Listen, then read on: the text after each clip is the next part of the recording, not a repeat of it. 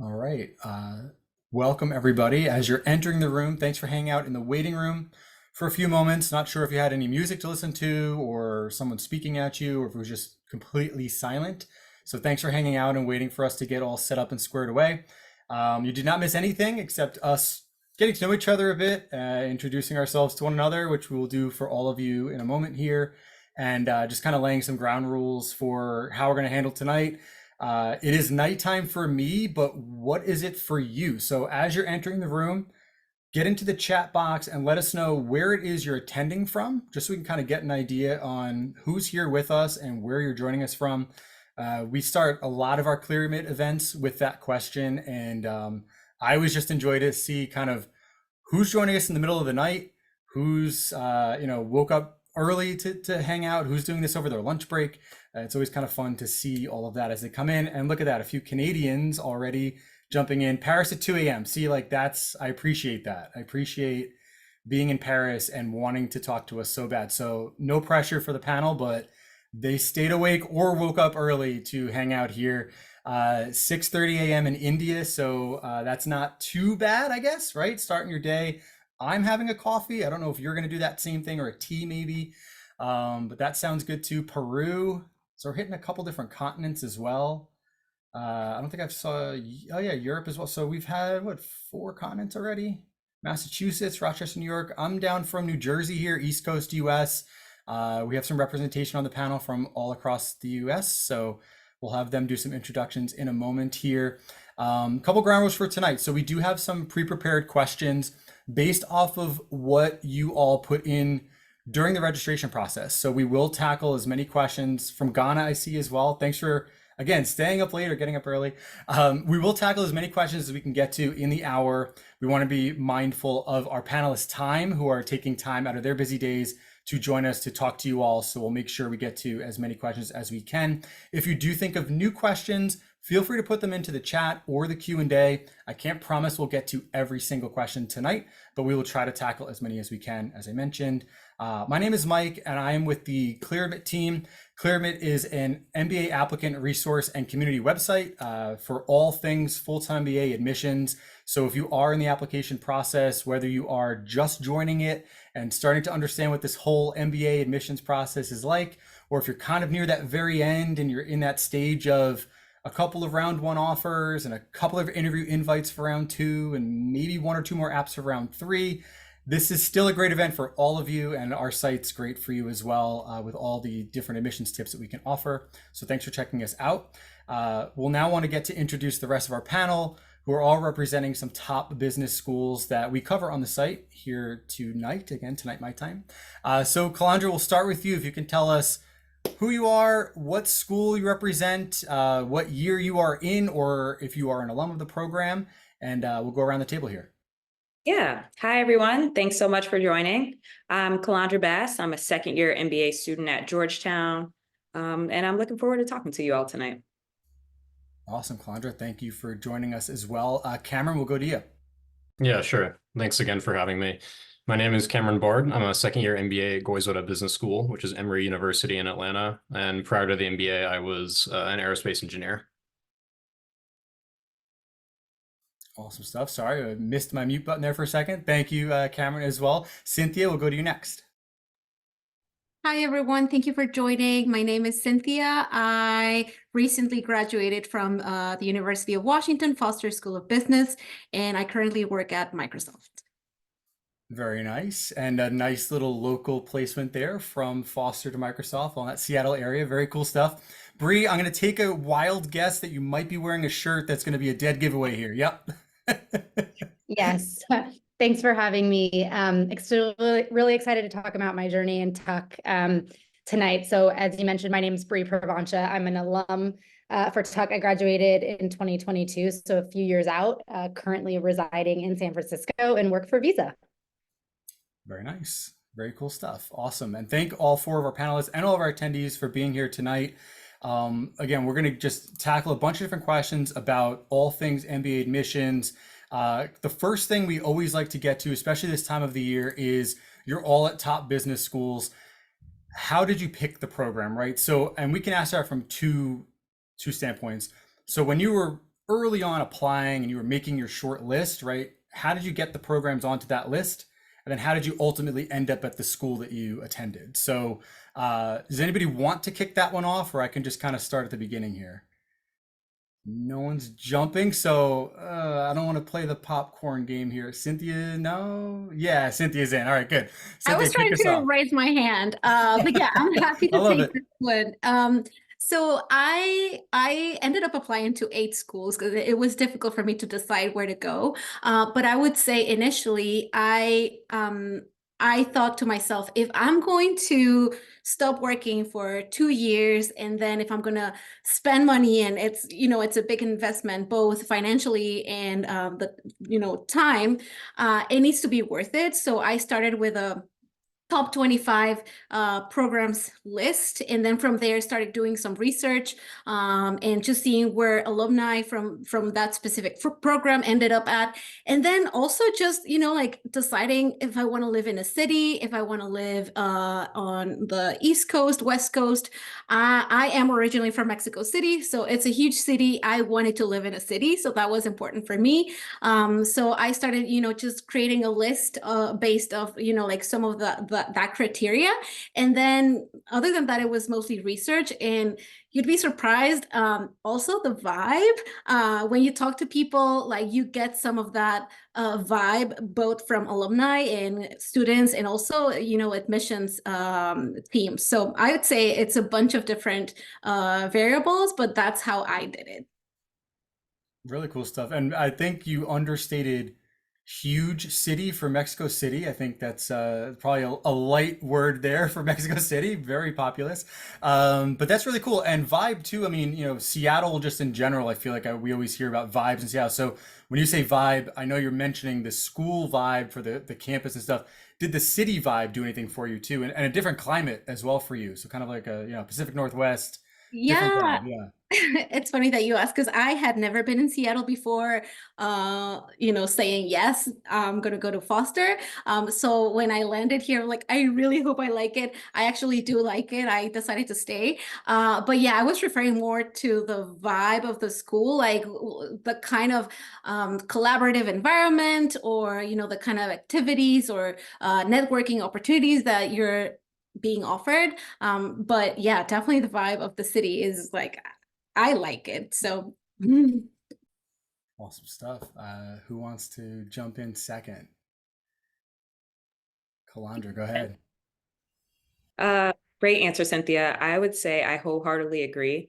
I think it's important to come up with a list of your non-negotiables. And so for me, city was also another major one. I am a city girl. I went to undergrad in Boston and then moved out to New York right after undergrad, lived there for 7 years before going back to business school. And now I'm in DC. So location in a major city was definitely important for me. I would also say a global program and a global focus was important to me. I love to travel, and I wanted the opportunity to study abroad, whether that was a short trip like a trek, which is about a week at Georgetown, or a semester. I just wanted to make sure I had those opportunities because I do want to be a global business leader. So that was the second non-negotiable for me. And the third one was a network. So kind of like Cynthia said, getting a vibe for the culture. So when I reached out to alumni, did they get back to me? When I went to visit the campus, could I envision myself there? Just basically how my interactions were with people when I did my research. Yeah, I mean, and you going from, Boston, a very education heavy city, lots of schools, lots of concentration of students in that city, to Washington, which is another academically focused city, maybe also just from, the government offices there, but also just the types of folks who go there, and global as well. So like, it looks like the vibe for you, again, the city kind of matches the school for what you were looking for, that kind of global aspect. Did you do the trek yet, or is that coming up? Yes, I've had the opportunity to do 3 treks so far. So the first one was to Ghana. The second one was to Colombia. And most recently, I went to Botswana. Oh my gosh, that's awesome. Really cool stuff. Okay, we'll get more into that in a second, but I want to hear more about the trips you did. Okay. Cameron or Bree, anybody want to jump in? Yes, Cameron, go ahead. I can jump in. Yeah, so much the same, I think, as Cynthia and Kilandra. Additionally, I was looking for a really tight-knit community. I went to a small liberal arts school and I really loved that environment. So to me, smaller programs were a good fit. I was also looking at schools that were regionally kind of nearby. I have family in North Carolina and Atlanta, so I wanted to stay near them. They're just super important to me. And Emory fit the bill for me, kind of ticked all the boxes. I also had an opportunity to spend a weekend on campus with a small group of students, and it just felt like home. So that combined with the career outcomes kind of made my decision for me. Very cool. I see a common thread so far. Bree, same thing or different stuff for you? No, definitely along the same lines. I think all the answers are great so far. I would add one piece for me, just creating my initial list. I did think about location, but that wasn't as important to me as having a more strategic standpoint from the sense of like, what do I want to do post MBA and what like programs, initiatives, centers do the schools have that are going to support that journey for me. And so one of the resources that I leveraged a lot was the employment reports that the schools publish. And that tells you a few things. One, that tells you where students go post-graduation, where they go in their internships, and also, you know, what functions they go to. So for me, I was looking at a marketing job post-Tuck. So I wanted to see, okay, what percentage of students leave jobs in marketing? What are they getting paid? What types of companies, you know, are they ending up at? And does that fit with what I think I want to do? And so that was a big filter for me.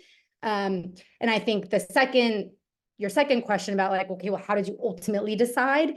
You know, for me, I'm just going to go out and say it. I was an athlete before Tuck. And so for me, getting my MBA, it's hard. Like, there's no question about it. Like, the coursework is tough. Things are very challenging. And so for me, I was like, okay, who do I want to be in the trenches with? Like, who do I want to have by my side? And a lot of, I mean, I think everybody mentioned it. The culture was really important to me. So having, you know, a collaborative culture and a team-based culture was great. And Tuck fit that bill for me. So that was a little bit about my journey and my kind of how I narrowed it down. Awesome stuff. What was the sport? Sailing. Sailing. That's kind of cool. That's Yeah. awesome. We had a sailing, it was like a club team at my school, and it was like the coolest thing ever. And they wouldn't let me just come for practice. Like, they were like, you got to know how to sail first. So that's not fair. Someone's got to let me get on the boat to learn how to sail. So why can't you? No, they didn't do that for me. They let me try out curling the one time though, which was definitely colder and not as exciting. But anyways, it was fun.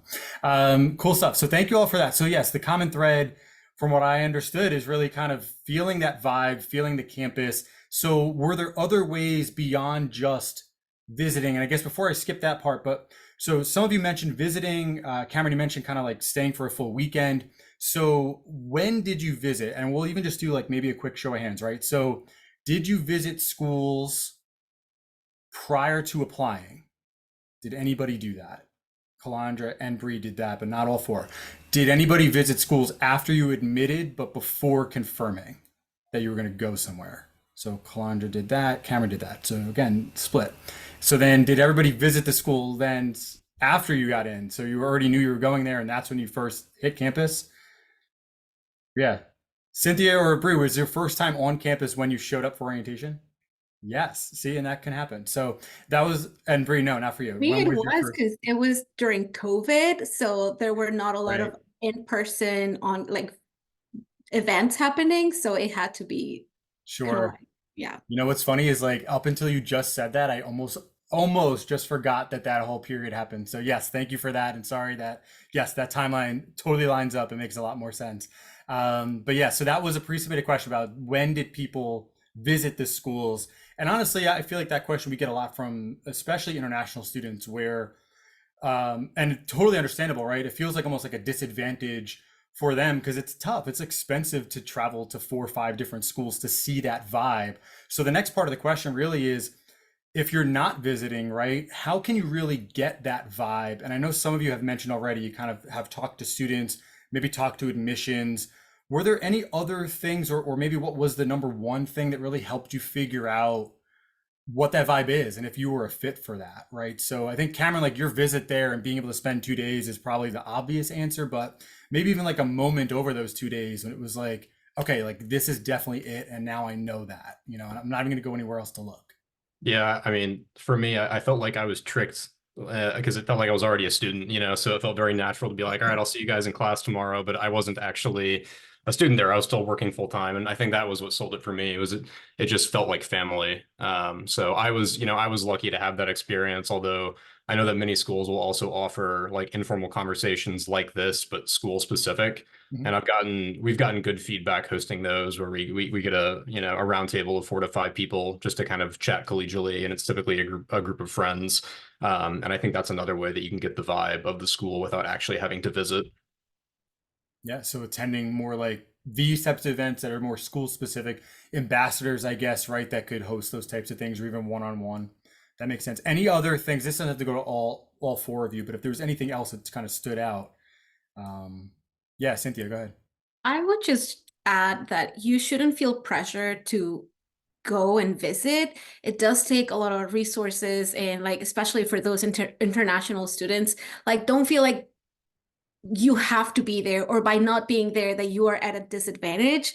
That's not the case. I think that you definitely, like if you do your research on, you know, where are students going after they graduate, the kind of projects that they're working on during the 2 years, like that can give you enough. Because even if COVID was not a factor, or like if it didn't happen while I was applying, my plan had never, like it was never to visit all the schools that I wanted to attend. Because like for me, just financially, and this is very personal, like it wasn't feasible. So I felt like it's fine. It's fine if you don't visit campus. Yeah, I think also like in the era that we're living in now, post COVID, right? I'll try to make a good thing from the COVID era, right?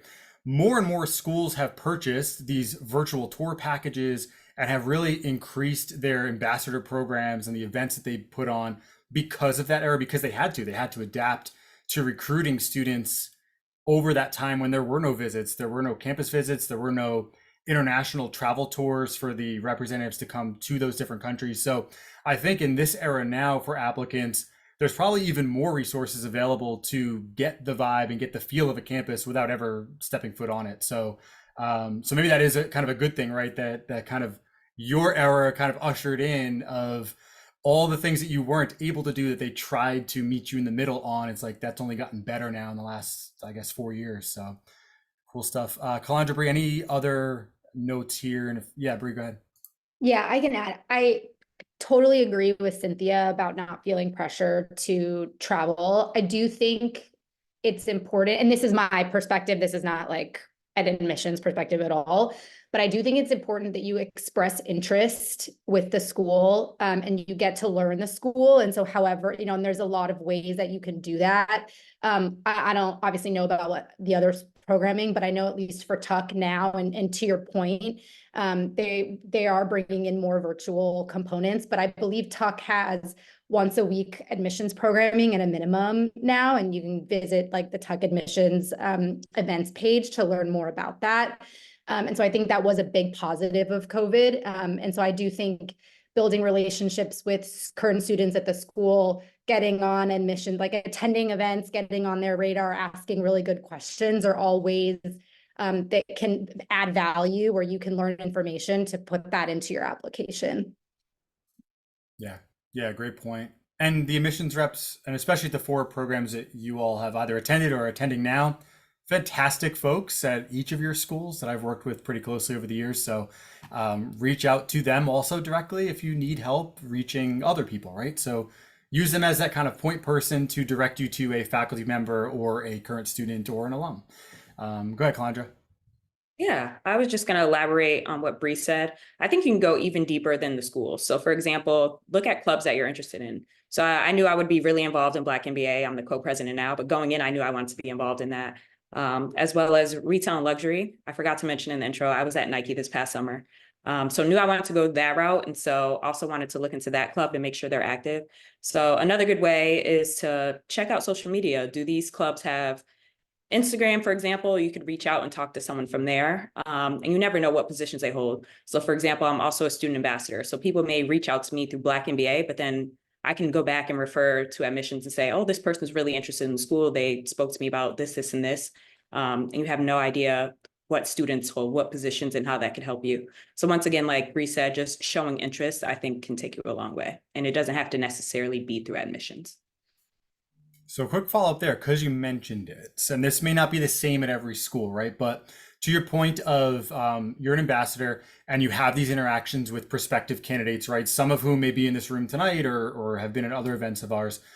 You do go back and talk to admissions. So like, what are you telling admissions, and what do these, if someone in this room was thinking, I'm going to go talk to an ambassador, like what should they be aware of that happens after those interactions? Yeah, so it's a safe space. I don't tell them every conversation, but if somebody shined really bright, I would make a note of them, for example. We also have a portal, which is known as Refer a Hoya. I'm sure other schools have something similar. So I could essentially like put that student's name in and then just make a note of something that they said to me that stood out. And essentially that gets added to their profile when they interview.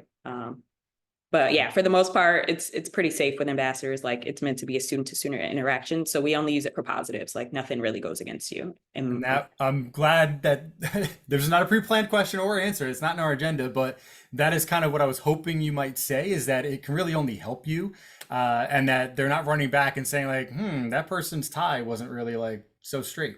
They're not a fit here. You know, I think it's only for the superstars, right? Which is kind of what you said. It's like, if you really, really like the person, it can only really help them. And otherwise it's like, yeah, I'll answer some questions for you. Cameron, you had your hand up. Yeah, I just fully agree with Kilandra. I am one of the presidents for Goizueta's ambassadors program. And so, you know, I've spoken to quite a few prospective students, and it's similar. I think that we try to be very generous. We understand that people are nervous, or there can be internet problems, you know, time zone issues.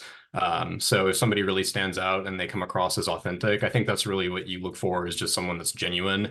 Then, you know, you may pass their name on. And then similarly, I'm sure at other schools as well as Emory, we do have a way to refer candidates.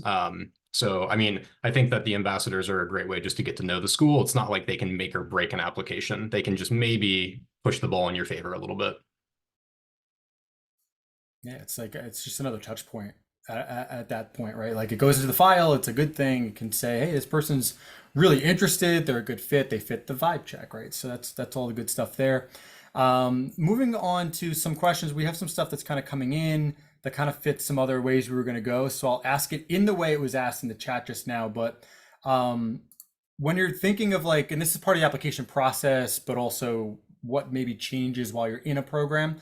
So the question's being asked, when did you have the full conviction as to what you want to do post MBA? And how general or how precise were those goals, right? And I'm going to add a little piece to that. Every application for every MBA program is going to ask you in some way, shape, or form, whether it's an essay or a short form answer, right? What do you want to do when you grow up, right? That's the question, right? What are you going to do? And that's going to change for some people. What you might not really know. And we always joke at our events when we have admissions reps on the call, you know, when you're crossing the stage at graduation, do they pull up that essay and they say, oh, wait a second, Cynthia, you didn't say Microsoft, so you can't graduate, you know? So how does all that work, right? When you were applying, did you know exactly where you wanted to go? Has that evolved over time, or did you have Microsoft? What was in your essay, you know? Maybe just talk through that process for each of you who wants to share, kind of again, from pre-application, pre-MBA of like, man, an MBA can help me get to this spot. And then like, has it gotten you there, or are you on that path for those who are still in school? Cynthia, yep, go ahead. Yeah, I can share a bit more. I kind of called you out, I guess, right? So I guess you have to, yeah, sorry. No, that's a really good question, because when I was applying, I was afraid I didn't have clear enough goals. And honestly, part of me pursuing an MBA was like, I don't know what to do with my life. So in a lot of people, that's why they pursue an MBA, because they want to explore their career options. And so I thought to myself, and also attending many events, okay, you need to have a plan. Like, the school needs to see that you have a plan, and you can put that in your essay. No one's going to check if you are not following that plan, but you do need to have a plan, because that's how you're going to start approaching conversations, networking, events. And then you can use your time during your MBA to explore if you have other interests. Like, for example, for me, I have a background in HR. I thought I was not going to be in HR anymore. I actually wanted to use the MBA to pivot or just explore. And I wanted to pursue maybe a career in marketing. But I put HR in my essays, and actually I ended up in HR. But I'm happy I ended up in HR, because I like my role. I like my program. I realized that it was my passion. So to answer your question, yes, you need a plan. It needs to be kind of like a doable plan, right? Also showing that you're interested in maybe exploring. But then once you're in your program, even in my program, they encouraged you to explore, especially a lot of people at Foster, they come for the tech industry, because we have Microsoft right here, Amazon. And, I mean, it's no secret that last year and the year before, layoffs in the tech industry were pretty bad. And so like career management really encourages you to explore your options. So yeah, that's just to say, come with a plan, but then once you're here, explore. Awesome. Anybody else want to, and there is a follow-up, Cynthia, for you, maybe in the chat. So if you wanted to look at that, maybe type back or enter back later. Who just put up? Bree, you had a hand up also, while Cynthia reads that. Yes. I wasn't sure if Cynthia was going to answer that live, but I can share my thoughts, and then we can go back to Cynthia if we need to. I agree about having a plan for sure. I think some people can feel like, oh my gosh, am I being too ambitious? Like if I say I want to run a company or I want to be a CMO, where do you draw the line? And my advice is, to your point earlier, like be authentic. If that's your goal, talk about it. It's okay to be ambitious. And the other kind of color I will add to this is it's so much easier to connect the dots on any career path looking back than it is looking forward. And I feel that way in my career now, with some of the choices I made. And I think, you'll continue to feel that way as you move on in your career. And so getting comfortable with just building a plan with what is true today is a really important skill set, because even if you talk to a VP in the hallway and someone says, what do you want to do? Like, where do you want to go? You have to be able to have an answer for that. And so this is a step in preparing you for that. And I think it's a good exercise to go through. And, the other thing I will add is being specific is helpful. So if you can talk about a role that you want to do in some companies in an industry, that might help admissions see, really picture you in that role. So for what that's worth. Yeah, makes sense. Cameron, go ahead. Yeah, I think the last thing I'll add is that it might be helpful to just think about maybe having a particular direction you want to head in rather than one specific endpoint, for a few reasons. I mean, the first is that, if you have an idea of where you want to go, then that's something you can pursue. But then as other doors open up, you can choose to go through those. The downside to being like super, super specific is that a lot of these roles are highly competitive. And if you don't land your number one choice, then what are you going to do? So I know for me, I had an industry in mind that I wanted to head into, but I had like several different functions that I felt like I would have been happy to do. And then even beyond that, I had a plan B, a plan C. And so I had strong conviction that this is what I want to do, but I'd be happy doing X, Y, Z as well in case that falls through. And I think that shows both conviction and flexibility, which is important, especially given how difficult, the climate has been recently for graduates. Yeah, I think that balance is important. And honestly, like having been in rooms where I've read essays, it is that difference of saying like, I know you've met Brie, I think you mentioned like, CMO, CEO, like there are people who will write in essays, and hopefully nobody in this room is someone I've read an essay for. This was years ago, so I don't think so.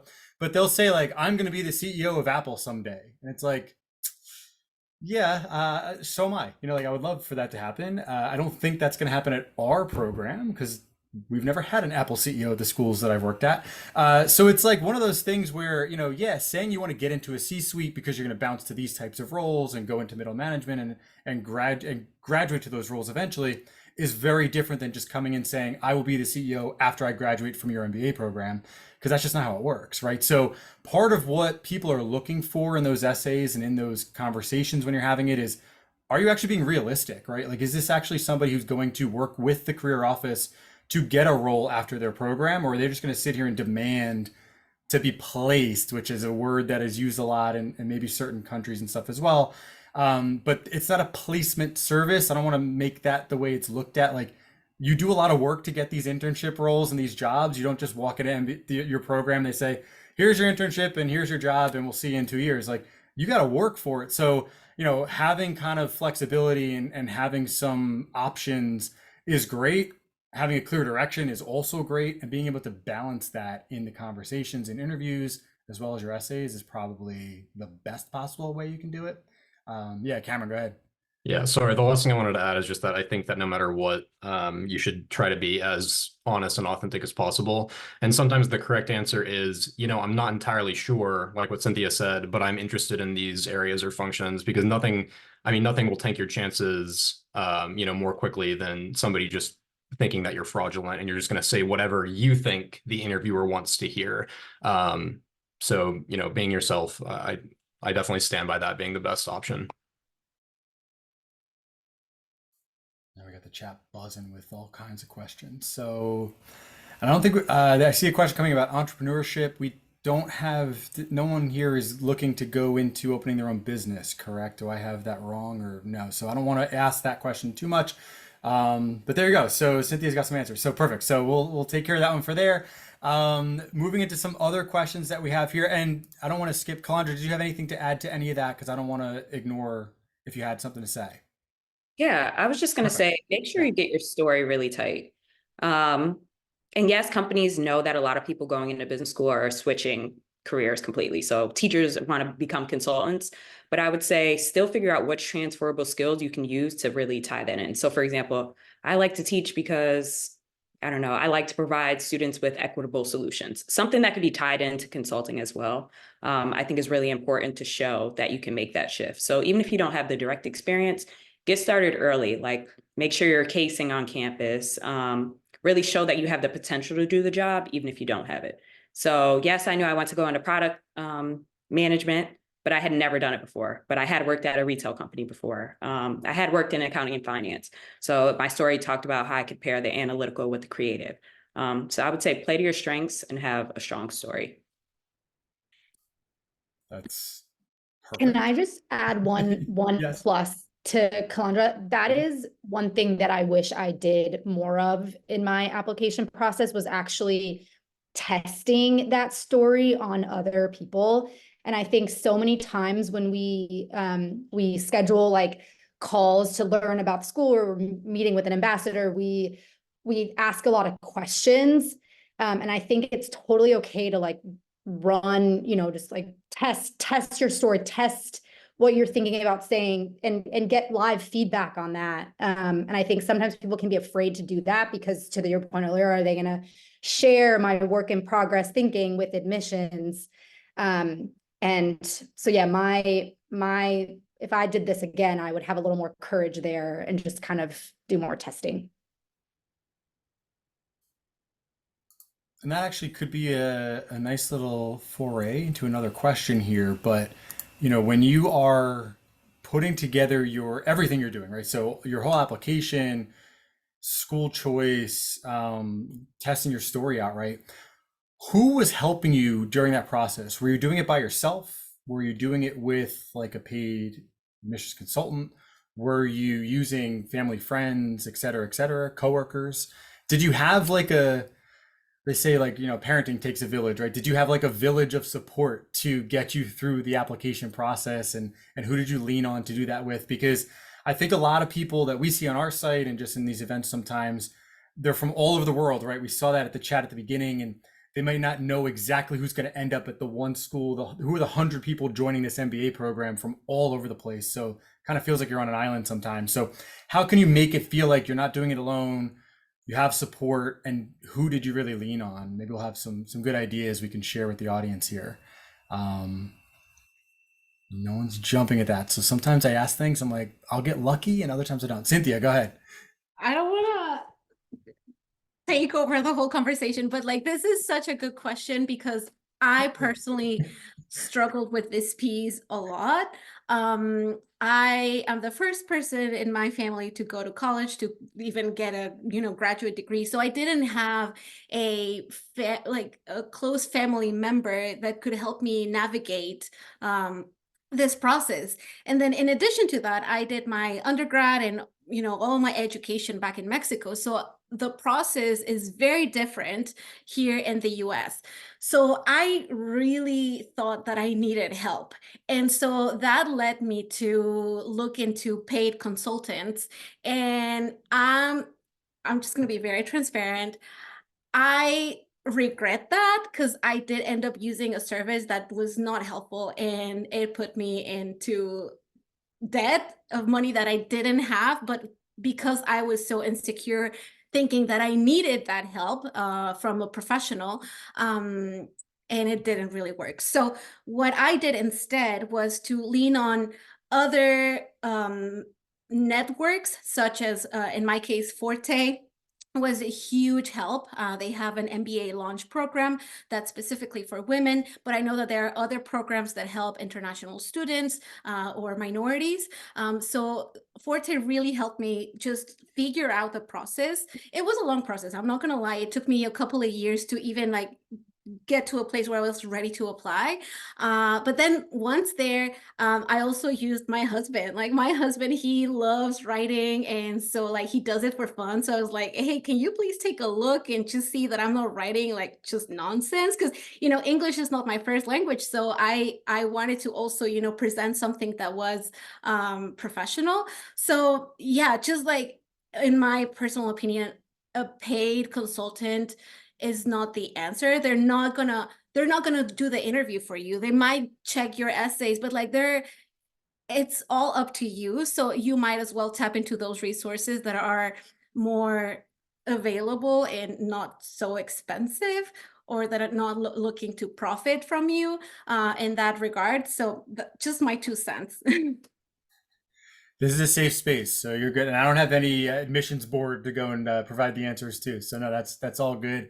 And congratulations and kudos to you for going to school and leading your family. That's amazing. That's awesome. We love those stories. Anybody else want to jump in here with yes, Kilandra? Yeah, so I was able to work through a program called MLT, Management Leadership for Tomorrow. If you are an underrepresented minority, 100% recommend you looking into it. The consortium is also another option. But essentially through that program, they basically provide you with some tools to help you get reps on telling your story. And so one of the exercises we had to do was record ourselves. It could be on your iPhone, and just make sure you have your tell me about yourself in under a minute. And so I practiced that. And then once I got that down, I felt like I had a solid story. Kind of like Bree said, I started to get my reps in. So a mentor of mine told me to do at least one coffee chat a week. So I started doing that every Friday. It could be 15 minutes, 20 minutes, and then just practice my story. But I would adjust it based on where someone smiled. So try and tell something funny. So for example, I'm from Springfield, Mass. So I'll say, oh, I'm from Springfield, Massachusetts, the home of basketball and Dr. Seuss. And people tend to smile and remember that about me, it stands out. So I would say when you're practicing your story, try and think of something memorable, and then practice it on people and see what makes them smile, or what makes them, if they start to kind of daze out on some point, you might want to change that. So I would say doing coffee chats will help you get those reps in, and you'll see what sticks or not. Great advice. I went to school in Connecticut, and I had to visit somebody in Massachusetts. I drove up, I think it's 90, right? And you see that just giant basketball just sitting, it looks like you're about to drive into it. So I will, yeah, it's tough to forget that sight as you're driving up the road. It's whoa, yep, the Hall of Fames are right there. That's really good advice, though. Yeah, practice. Again, it goes along from a conversation earlier, practicing that story, Bree, I think, right? How could you keep getting it out there and testing things, and coffee chats is a great option. That's awesome. Cool. All right. So anything else here before we move to something else? No. Okay. So now talking about within your schools, right? So we have 4 different schools represented. So we'll give you some time to talk about like how much you love your school, right? Or how much you like your school. You have to love it, I guess, but how much you enjoyed it. Hopefully you're all happy with your choices. I'm not going to ask you if you are or not, because I don't want your school to see this later and get mad at me for asking you that question. But I will ask you, what aspect of the program do you enjoy the most, or did you enjoy the most while you were there? And that could either be, Kilandra, maybe those are the treks that you mentioned earlier, or if it's just a certain class you took, or a professor you met, or a club you joined. Like, is there anything you really want to tell the folks about your school that, sell them a bit? Let them know what they're missing if they don't choose you. All right, or don't. That's fine. I'll make some stuff up. Yeah, Cameron, go ahead. Tell us about Atlanta. Sure, yeah. And I mean, I think this is going to be very relevant for every school that's represented on this call. So, I mean, you mentioned Atlanta. Atlanta's a growing city, and it's in the South, which is nice because it means it doesn't get too cold, unlike Boston, for example. And it's just a growing hub for many different industries. So that's a huge benefit. But what stood out for me and what still stands out for me is how close I am with all my classmates.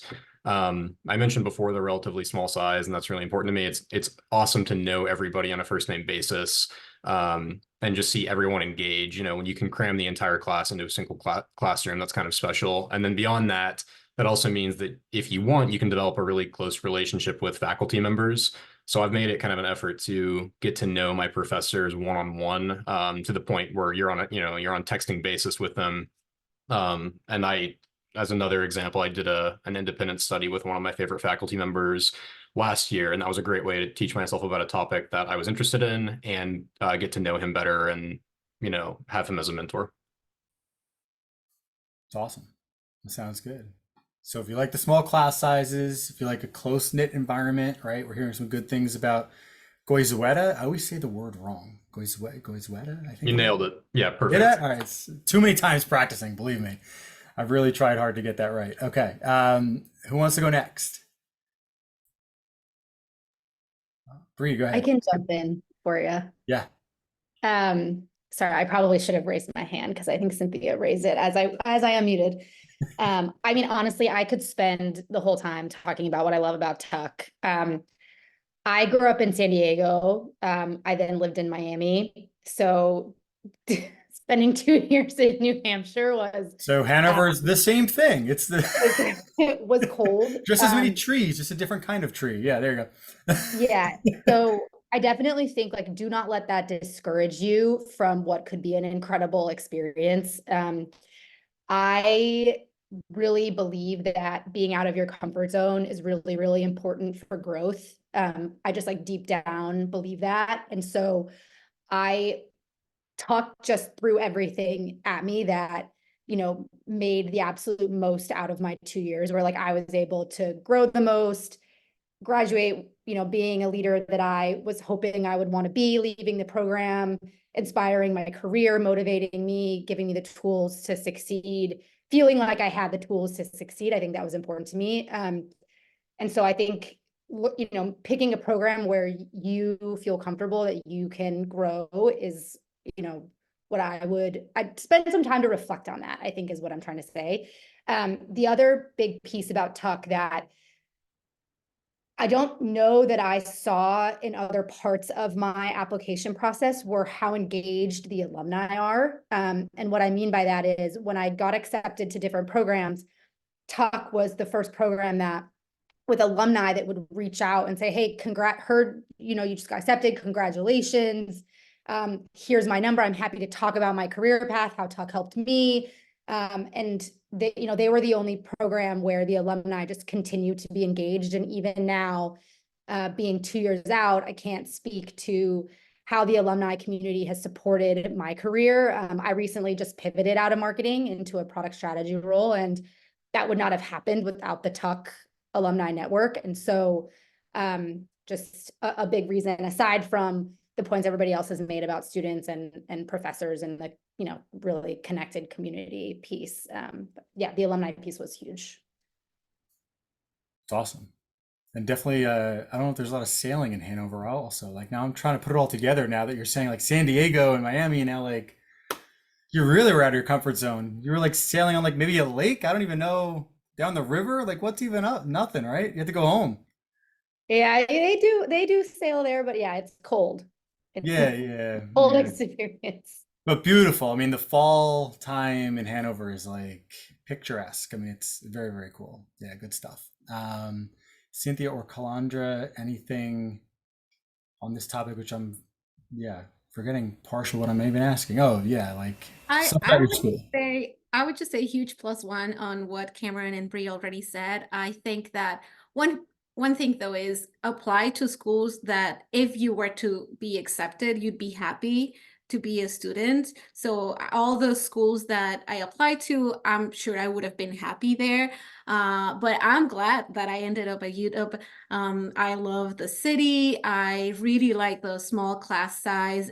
I really wanted to belong to a community. And I was able to make some impact during my time there, started clubs, started more of a Latino community engagement. So like really, I continue to be engaged, with the foster community. So that's what I was looking for, more of a community. I know that maybe other schools that might have larger classes, maybe that's just, you get something different from that.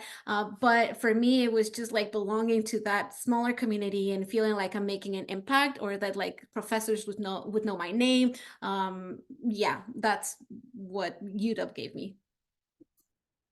It's great. Kilandra, bring us home. Yeah. One of my favorite things at Georgetown is the treks, but since I already spoke about that, I'll talk about something different. We have the opportunity to do like intensive learning for 1 week. And so the one that I participated in is called Startup Factory. I'm not sure who asked about entrepreneurship, but that was the time I got to kind of try my hand at that just to explore. And so essentially you got to work with a team and launch a business within 1 week. And so it was super intensive. Like you come up with an idea, then the next day you're out doing interviews for the entire day. And then you come back and rework it. And we like launched a website, actually sold a product, essentially created an entire business in that 1 week. I like launched a sneaker business with 5 other people. So that was a really cool experience. And I feel like that helped broaden my horizons. So ever since then, I've had like an entrepreneurship bug, a VC bug, where initially I came in only set on product management. So I would say like dig deeper on the program. So yes, have a story and have a short-term and long-term goal coming in. That's important. But once again, you will have the opportunity to kind of expand and try things once you get there. It's awesome. So that, yeah, there's that connection, right? I mean, you sold the snake at Nike. So that kind of, is that what sold you on Nike finally? It was like, I'm making sneakers now? Was that No, just I coincidental? am long-term Nike fan. I've been a basketball player my entire life, huge Kobe fan. So Nike's been with me forever. Makes sense. There you go. That makes sense. Um, awesome. Let's see. I'm just checking chats here and stuff just because.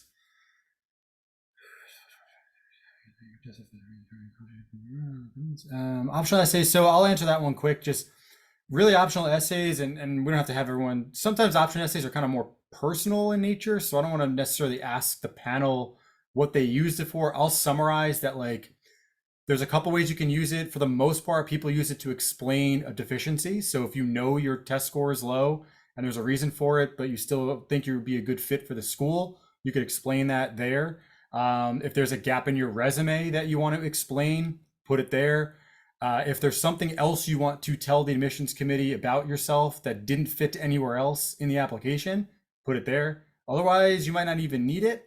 I would say don't use the optional essay just to write a bunch of stuff that you already put somewhere else, but also don't not use it if there is something that is missing in your application, because then you allow the admissions committee to guess those things. So again, that gap or that deficiency or whatever that might have happened, they'll just guess the worst, and don't let them do that. Like make sure you explain what was going on.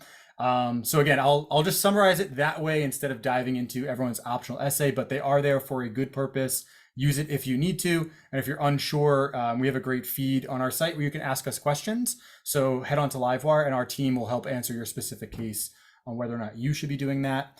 So we have a few minutes left. I know I have a good question to end on, which we can start now, I guess, and then that way we don't have to run over. But what would be kind of, we'll go to all 4 of you as well, whoever wants to kind of kick us off. But what would you say, like, if you were able to speak to yourself, right, whether that was 2 years ago, 3 years ago, 4 years ago, whenever you were kind of, 6 months out from starting your program, what is something that you wish you could have told yourself then that you know now, right? So what's that big tip or that big piece of advice? We've heard little bits of that already from some of you with how you've described some things about kind of crafting your story a little differently, or maybe regrets over, consultants or not consultants or whatever that may be. Is there any other like one big real takeaway that if you, again, if you were sitting in this event, you would have loved to have heard because it could have changed your trajectory a bit as you went into the process? Sounds like a doozy question, but it could be something like super simple also, where it's like, you know what, and again, we already covered a lot of these great tips, so I could always leave it back to that. So Cynthia and Kilandra, I saw both hands at the same time, so whoever wants to go, and then we'll go through it that way. So whoever goes first, go first. The other one will go second. Cameron can go third. Okay, Cynthia, you can go first. Okay, Kilandra, go first. Kilandra, you're up. You're up. Go ahead.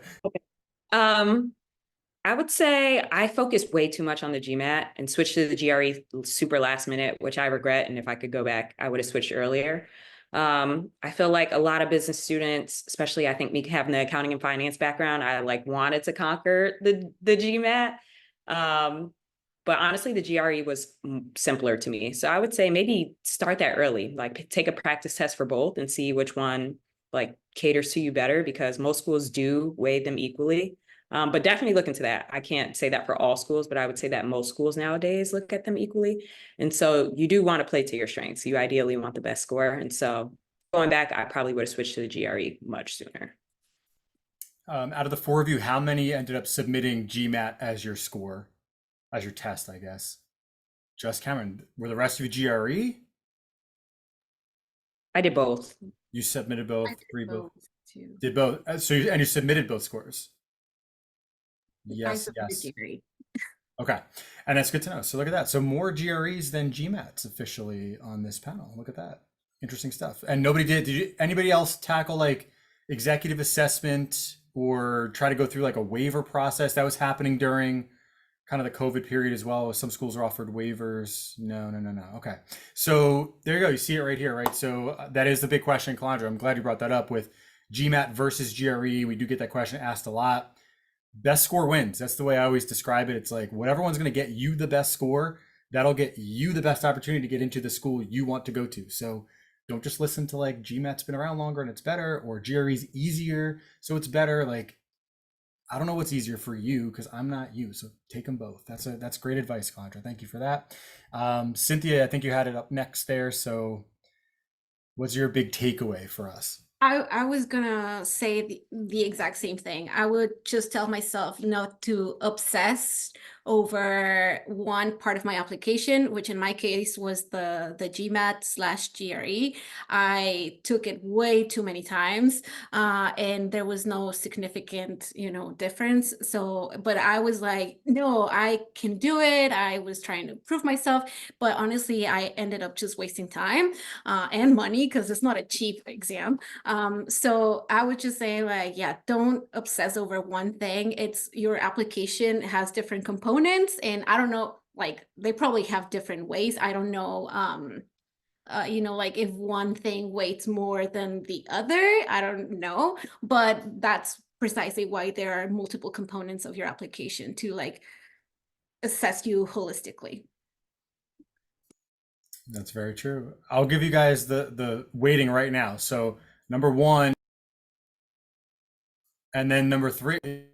Yeah, there's no waiting. I'm just gonna, there's no secret formula. Like the schools will look at everything you submit, and then, if they like you, you're in. If you don't, or you miss a criteria, you're out. Like it's not like a certain, you have to have this score, that, it is holistic. We hear it all the time from schools. Another thing we hear from schools is they read to admit, not read to deny. So a lot of folks, you're talking about obsessing over one area, right? And I mentioned deficiencies earlier, maybe for an optional essay. There's no like red pen situation where, you get the one thing wrong and the one thing maybe obsessing over, and then you're out right away. Like like they will read everything, sometimes 2 or 3 reads per file, plenty of opportunities to get yourself into the school. So put your best foot forward, but also like, even if you think you might be missing one component or not quite at the average, if that's your dream school and it fits you the best, like put the application through and let them tell you what the answer is, like don't self-select out. So, Cameron, I think you had your hand up also earlier. So Yeah, I did. yeah. I think that one of the hardest things to convince students of is that it's almost counterintuitively when you let go of that one prestigious result, the better off you'll be. I think that being self-assured, confident, and understanding that you're going to have a lot of options increases your likelihood of success, whether it be during the application process or when you're applying for jobs. And I wanted to tie that into a question I saw in the chat, which was how do you authentically justify the reason for targeting different programs? And I think the truth is that everybody has different facets to themselves and to their personality. And you can authentically say that you would be perfectly happy at a school in Seattle or in Hanover or in DC and find the reasons why you do fit with those schools as long as they're authentic, right? So, for me, I'm very interested in energy, but I also could have spoken, authentically about industrials or aerospace or just general consulting, which I did, periodically. So I would just encourage everybody to not get so fixated on that one end result and use that, take a breath, realize that as long as you put your head down and work, you're probably going to land somewhere that you'll be proud of. I mean, they're all great schools, right? I think a lot of people get hung up too on like, oh, it's a top 10 or a top 12 or top 30. Like they're all top, like they're great schools. So they're all options. They all have full programs every year. They're all denying plenty of students each year. Like there's plenty of interest in all of these schools. They all have great outcomes. So yeah, I mean, like find the one that's best for you. I also compare it to like, does everyone listen to the same exact song every day? Like you have different genres of music, different people you listen to, artists, bands. It's like you can like all of those things and still be the same person and have reasons for each, right? So it could work for business schools too, and cities and areas that you'll go travel to. Just kind of like find your niche and your vibe each place. Bree, anything from your side as well? One last tip. I know you're going last, so it's tough to. You kind of have a lot of good ones already. So like, give us the best one at this point. Ooh, that's a maybe tough ask, but I'll do Uphill my climb. best. So I think if I had to like give myself a pep talk, when I started this process 4 or 5 plus years ago, I would say I say a lot of what has already been said, but I think really trusting this. I mean, this sounds so cliche, but really trusting the process. Like you are putting yourself out there and rejection is hard. Like this process is really tough. There's a lot of rejection. There's a lot of learning about yourself, but there's so much positive in doing that, which is that you really giving yourself the opportunity to reflect on who you are, where you want to go, how you want to see yourself in the world, what contributions you want to make to society and to businesses around you. And I think allowing when you get rejected or when you get news that maybe you don't want to hear, using that, like reframing that to say, okay, I'm getting pushed into a direction that's better for me, right? Like I'm right. And I think forgetting that that's a two-way street, I think is really easy to do. And so that's why to a lot of the points earlier, like don't be afraid to use admissions, to talk to students, to help you understand what environments are really going to be great for your success in learning. And it will promise you, it will work out the way that it will. Sometimes it just takes a little time to figure it out. But I faced a lot of rejection during my process. And I think reframing that would have helped me in the moment versus, later on. It's awesome. Yeah. And keep pushing forward, right? Like again, the end result is worth it. So even though it may take a while sometimes, or it just feels like a long process, you're not going through it alone, right? We have all folks here, 4 different schools, 4 great people who are speaking about that, bunch of people in the chat hanging out. Like you're all going to end up in good places. Just put the work in, put your best foot forward, and I'm sure it'll all work out. Anything else from our panel tonight before we wrap up? Any other topics or questions or things you want to touch on? I want to be mindful of time because you're at the top of the hour here. So I don't know if you have anything else to get to, or a dinner or a class or a coffee chat or something. Awesome stuff. Okay, so thank you all for all your time, for the panelists and the attendees all at once here for joining us. This session has been recorded, so You can go back, check out these answers later on. If panelists, we have some panelists here that are ambassadors, so you can find their information on their respective schools' sites if you do want to maybe connect and talk more about their stories or about their specific programs. If you all, and no pressure on anybody, but if you do want to share any information, email or whatever, you can. But other than that, I'll wrap up today's session. I'll thank our panelists for joining us, taking time out of their days or nights to hang out with us and answer all these great questions. Lots of awesome insight tonight. So I really appreciate you guys being very open and honest about your process and ending up in really cool spots, great schools, great companies. So thanks again. Cool. Thank you. Bye, everyone. Bye. Thanks for having us, Mike. Yeah, no, thank you all again. And thanks attendees for hanging out. Continue the conversation with us at clearimit.com and hopefully we'll see you at a future event soon. Bye-bye. Thank you.